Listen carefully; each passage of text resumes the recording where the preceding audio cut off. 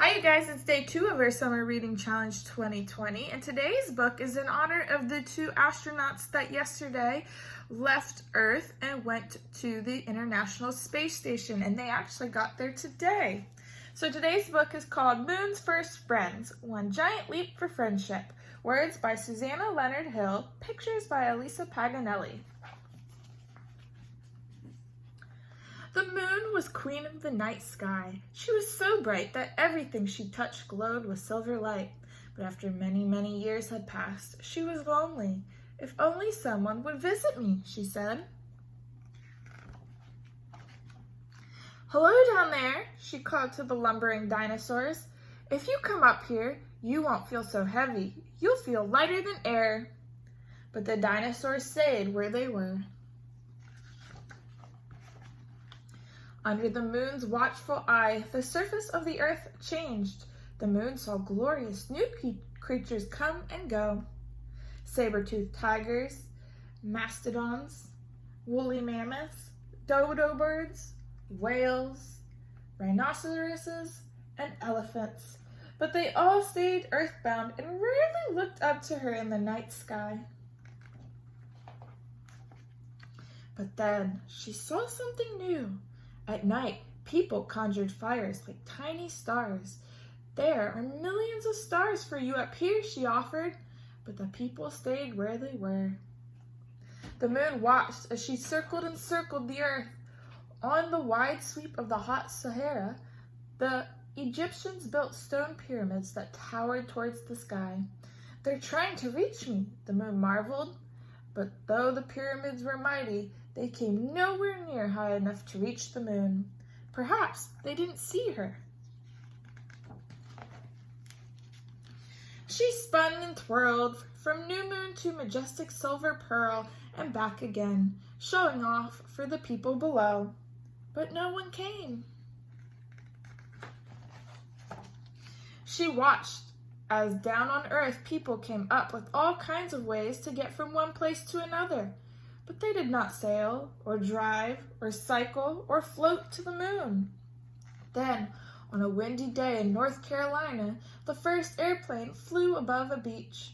You're doing great, encouraged the moon. You just need to fly a little higher. But the people on Earth only traveled to visit one another. What, was it possible they didn't know she was there? At high noon, the moon slipped purposely between the earth and the sun, blocking all the daylight. Then she slid aside again, allowing the sun to shine through. No one could have missed that, she thought.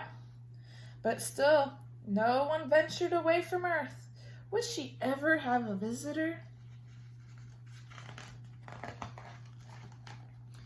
Just when the moon was losing hope, the people on Earth began to experiment with rockets, and the moon watched with great interest, but the humans still had a lot to learn. One day, the moon's hopes soared. A chimpanzee in a Mercury capsule rocketed toward her. A visitor, at last! But alas, he returned to Earth without reaching her.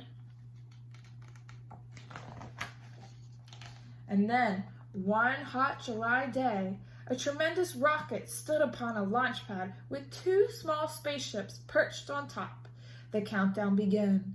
10, 9, 8, 7, 6, 5, 4, 3, 2, 1, lift off!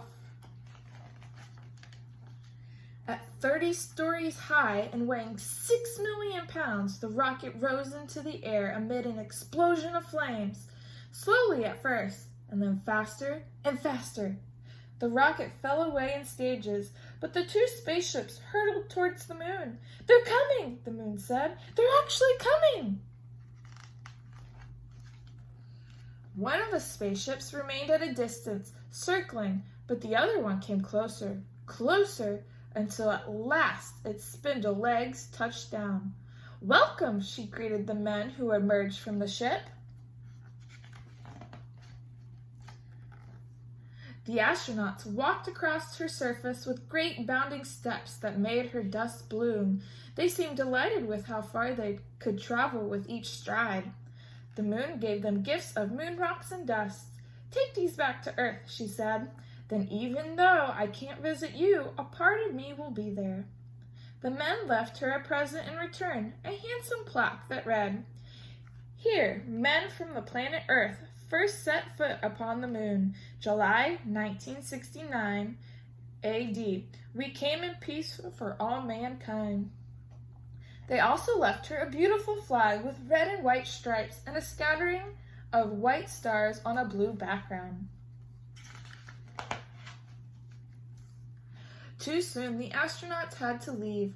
"Goodbye," the moon said as their ship floated away into the starry distance.